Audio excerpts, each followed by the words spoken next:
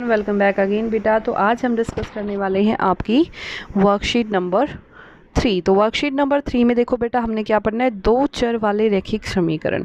तो सबसे पहले आपको मैं बता दूं दो चर वाले रैखिक समीकरण होते कैसे हैं। बच्चे, दो चर वाले जो रैखिक समीकरण होते हैं उनको अगर उनकी जनरलाइज फॉर्म लिखूं कि जनरली वो होते कैसे हैं, तो ये होता है, यहाँ पे देखो मैं आपको लिख के दिखा रही हूँ, ax plus B Y plus C is equal to 0। जो ये c होता है this is called your constant term, और यू कैन से ये हमारे पास क्या होता है, ध्यान से देखना, मैं आपको बता रही हूँ, ये हमारे पास होता है एक अचर। ठीक है, चर और अचर आपने पढ़े हैं। चर क्या होते हैं बेटा, जो a b c d जो x y z आप लेते हो, और ये जो यहाँ पे c लिखा है मैंने, ये कैसा है, अचर। अचर यानी कि जो सेम रहता है, जो कहीं बदलता नहीं है। जैसे टू क्या रहता है, हमेशा 2 ही रहता है, उसको चेंज थोड़ी कर सकते हो।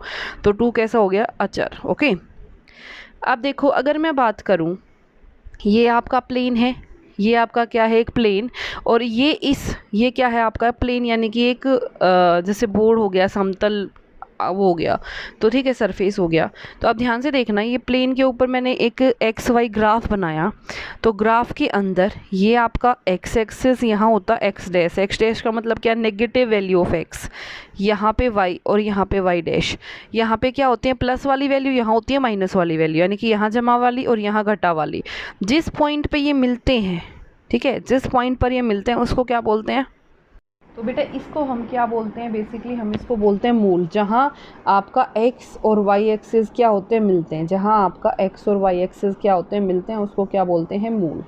अब अगर मैं बात करूँ, ये है आपका मूल, और मूल पे x की वैल्यू भी 0 होती है बेटा, y की वैल्यू भी क्या होती है, 0। हमेशा आप जब ऐसे लिख रहे हो तो जो पहले वाली वैल्यू होगी वो किसकी होगी, x की, और जो दूसरे वाली वैल्यू होगी बेटा वो किसकी होगी, y की। अब इस सरफेस को ये जो एक्सिस हैं 4 पार्ट्स में डिवाइड कर रहे हैं, पहला पार्ट, दूसरा, तीसरा और चौथा। इन 4 पार्टों को नाम दिया, क्या नाम दिया, चतुर्थांश। चतुर्थांश, ठीक है, इसको क्या नाम दिया, चतुर्थांश। ये आपका पहला चतुर्थांश, ये दूसरा, ये तीसरा, ये चौथा।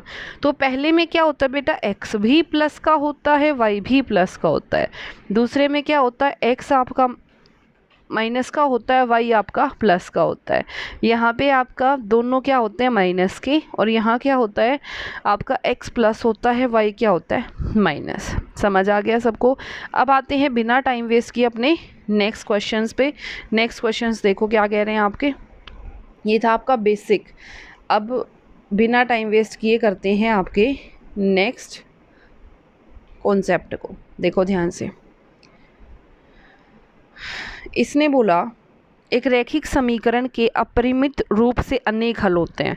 तो बेटा कोई भी रैखिक समीकरण हुआ उसके कितने हल होंगे, अपरिमित रूप से अनेक हल होते हैं। ठीक है, अगर मेरे को x और y एक्सिस का ग्राफ बनाना है तो बेटा जो x की वैल्यू होगी वो पहली होगी, पहले x की वैल्यू लेंगे फिर y की वैल्यू लेंगे। जहाँ पे दोनों मिलेंगी, वो जो इंटरसेक्शन जिस पॉइंट पे वो दोनों मिली, वो आपका क्या होगा, ग्राफ का पॉइंट। ओके, मिलते हैं नेक्स्ट क्वेश्चन पे, ध्यान से देखना।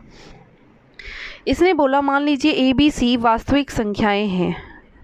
अगर जो मैंने आपको बताया ये आपका रैखिक समीकरण, तो दो चर के एक समीकरण, इसको दो चर का एक समीकरण कहा जाता है। ठीक है, यहाँ पर जो x और y हैं वो क्या है, x और y का गुणनांक क्या है, a और b, यानी कि x के साथ a गुना में है, y के साथ b गुना में है, और c कैसा है, एचर। मैं आपको बता चुकी हूँ पहले ही।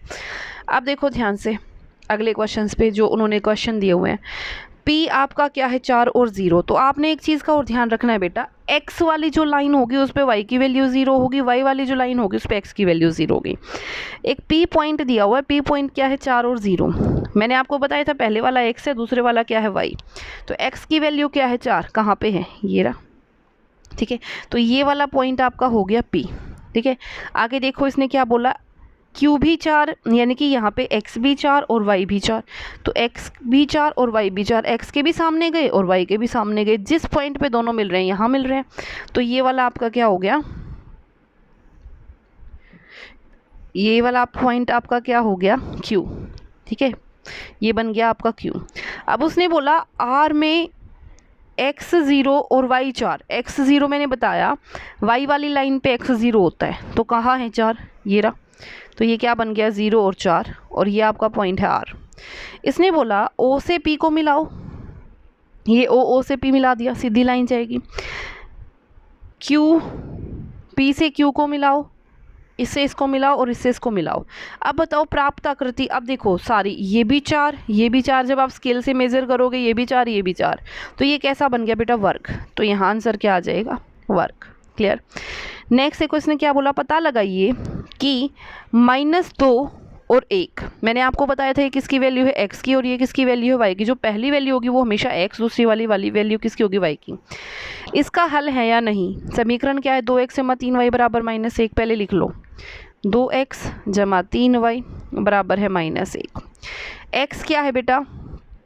x यहाँ पे है मेरे पास -2 और y क्या है? 1। कर दो पुट, जहाँ x है उसको -2 बना दो और जहाँ y है उसको 1 बना दो। मल्टीप्लाई में कर दो मल्टीप्लाई, क्या बना? -4 जमा 3 बराबर है -1। माइनस के 4 और जमा 3 तो कितना बना? -1। तो देखा जो लेफ्ट हैंड साइड है वो राइट हैंड साइड के क्या आ गई? बराबर। जैसे ही लेफ्ट राइट के बराबर आ गई तो क्या आ गया? हाँ, यह इस समीकरण का हल है, यह इस समीकरण का हल है, समीकरण का हल है। नेक्स्ट देखो, नेक्स्ट उसने क्या बोला?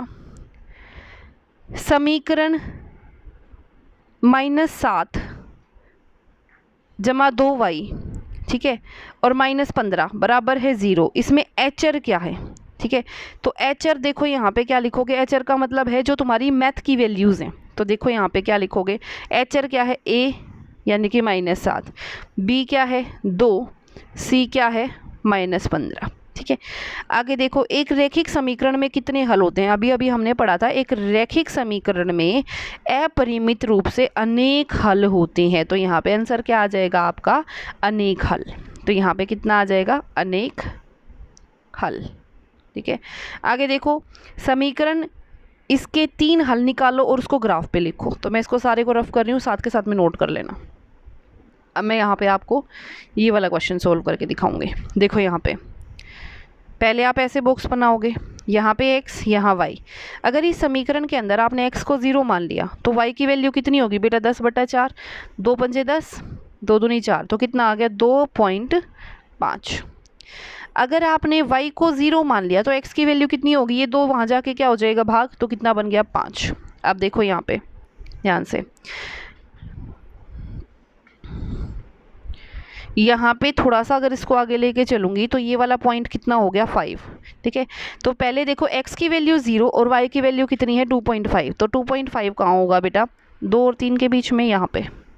तो ये कितना बन गया? 0 और 2.5। ठीक है, फिर क्या है? x की वैल्यू आपके पास 5 और y की वैल्यू क्या है? 0। तो ये वाला पॉइंट, ठीक है, ये क्या है आपका? 5 और 0। इन दोनों पॉइंट्स को क्या कर दो? ज्वाइन। ठीक है, तो ये आपकी क्या आ गई? सीधी रेखा। क्लियर? तो बेटा ये थी आपकी worksheet number 3। I hope it is clear to everyone, and if you like it then please share and subscribe. Thank you so much.